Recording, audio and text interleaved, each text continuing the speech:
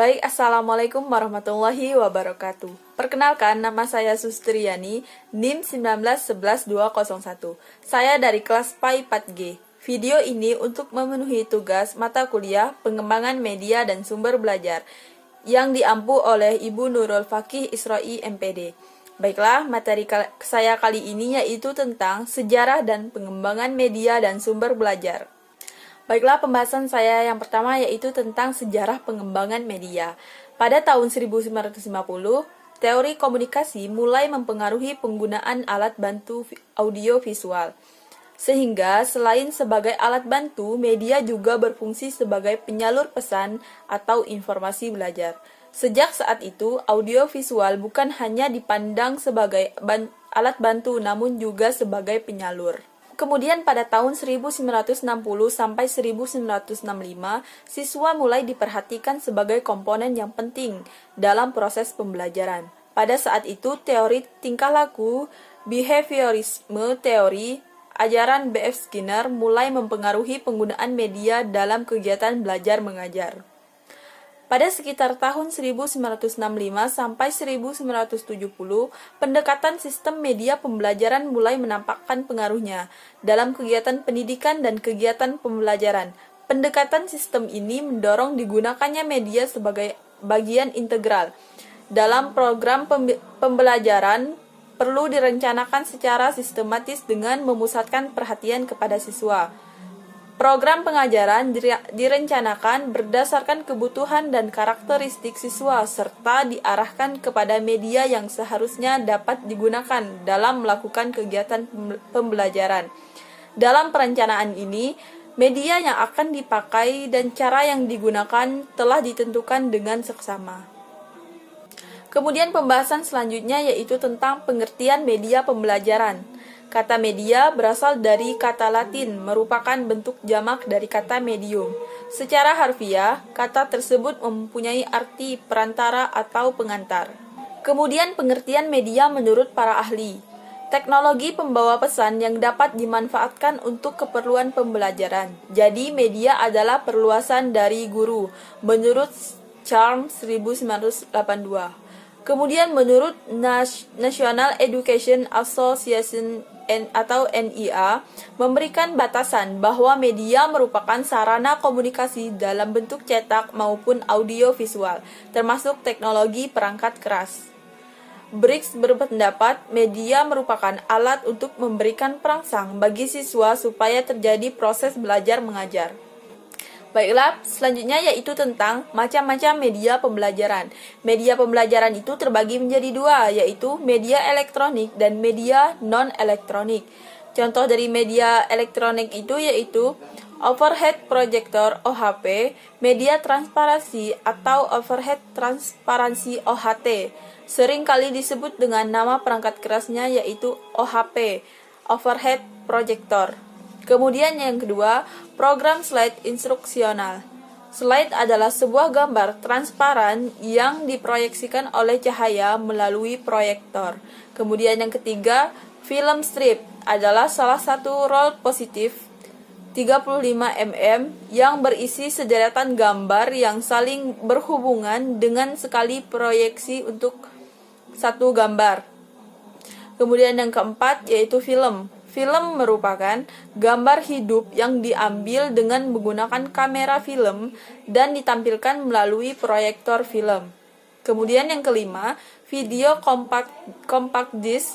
Untuk menayangkan program VCD instruksional dibutuhkan beberapa perlengkapan seperti kabel. Kemudian yang keenam, televisi. Televisi adalah sistem elektronik yang mengirimkan gambar dalam diam dan gambar hidup bersama suara melalui kabel atau ruang. Kemudian yang ketujuh yaitu internet. Internet sering digunakan oleh kita sebagai pelajar maupun para pendidik untuk terjadinya proses belajar mengajar. Kemudian selanjutnya yaitu media non-elektronik. Media non-elektronik itu terbagi menjadi tiga. Yang pertama ada media cetak, media pajang, media peraga. Media cetak contohnya seperti buku teks, modul, buku petunjuk, grafik, foto, lembar lepas, lembar kerja, dan sebagainya. Kemudian media pajang. Media ini meliputi papan tulis, whiteboard, papan magnetis, papan buletin, chart, dan pameran. Kemudian yang ketiga, media peraga berupa alat-alat atau tiruan dan biasanya berada di laboratorium. Media ini biasanya berbentuk model dan hanya digunakan untuk menunjukkan bagian-bagian dan alat yang asli dan prinsip kerja dari alat asli tersebut. Kemudian selanjutnya yaitu tentang manfaat media dalam pembelajaran. Yang pertama, media memperjelas pesan agar tidak terlalu verbalitis. Yang kedua, mengatasi keterbatasan ruang, waktu, tenaga, dan daya indera. Kemudian yang ketiga, menimbulkan gairah belajar, interaksi lebih langsung antara murid atau siswa dengan sumber belajar. Kemudian yang keempat, memungkinkan anak belajar mandiri sesuai dengan bakat dan kemampuan visual, audio teori, dan kinestiknya. Kemudian yang kelima, memberikan rangsangan yang sama, mempersamakan pengalaman, dan menimbulkan persepsi yang sama. Yang keenam, menghadirkan objek-objek yang terlalu berbahaya atau sukar didapat ke dalam lingkungan belajar. Misalnya, guru menjelaskan dengan menggunakan gambar atau program televisi tentang binatang-binatang buas seperti gajah, jerapah, dan dinosaurus. Kemudian yang ketujuh, menampilkan objek-objek yang terlalu besar seperti kapal laut, pesawat terbang, pasar, dan sebagainya. Pengertian sumber belajar. Sumber belajar adalah sesuatu yang dapat mengandung pesan untuk disajikan melalui penggunaan alat ataupun oleh dirinya sendiri. Dapat pula merupakan sesuatu yang digunakan untuk menyampaikan pesan yang tersimpan di dalam bahan pembelajaran yang akan diberikan. Komponen yang mendukung sumber belajar. Yang pertama, pesan yang merupakan pelajaran atau informasi yang diteruskan oleh komponen lain dalam bentuk ide, fakta, arti, data, dan lain-lain. Yang kedua, komponen orang atau manusia sebagai penyimpan, pengolah, dan penyaji pesan. Yang ketiga, komponen alat sesuatu yang digunakan untuk menyampaikan pesan yang tersimpan di dalam bahan. Yang keempat, komponen teknik prosedur rutin atau acuan yang disiapkan untuk menggunakan bahan, peralatan, orang, dan lingkungan untuk menyampaikan pesan. Pengembangan sumber belajar. Beberapa hal yang dapat dilakukan untuk mengupayakan pengembangan sumber belajar dalam pembelajaran. Yang pertama, menyediakan lingkungan yang kondusif.